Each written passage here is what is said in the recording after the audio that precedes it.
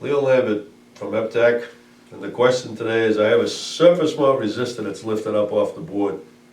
It appears to meet all the solder fillet requirements, and do I know of a requirement of how high that body can be? The board is manufactured to J standard 001 Rev B. The only thing that this person was able to find was an Appendix B of that document, which is a should statement. Well, when you take a look at the chip components, there's table 9.5 in the J standard document, and that talks about dimension G, which is the solder fillet thickness. And the solder fillet thickness is the thickness of the solder paste that's applied to the board prior to the assembly of the surface mount components. And the intent of that G dimension was to be able to clean beneath the components. However, when they put a number on it, it was very difficult to measure.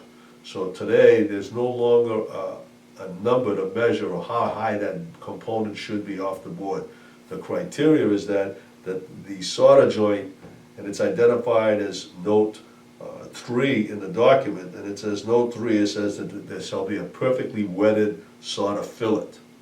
So you need to have a good solder fillet. So regardless of whether you're putting on your solder paste with a 5 mil stencil or an 8 mil stencil, that component's going to be higher, but when it reflows it's going to get pulled down, but you cannot measure that distance between the board and the component. What you're looking for is you're looking for a good solder fillet on both ends of that component.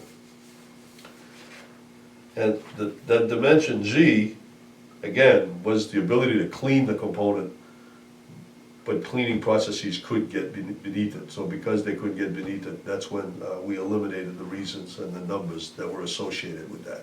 So dimension G, we're looking for a good fillet on both sides of the component, and hopefully the residues that are left behind, you have to check out your fluxes and make sure your fluxes are compatible with your process and the product and where it's going to be used.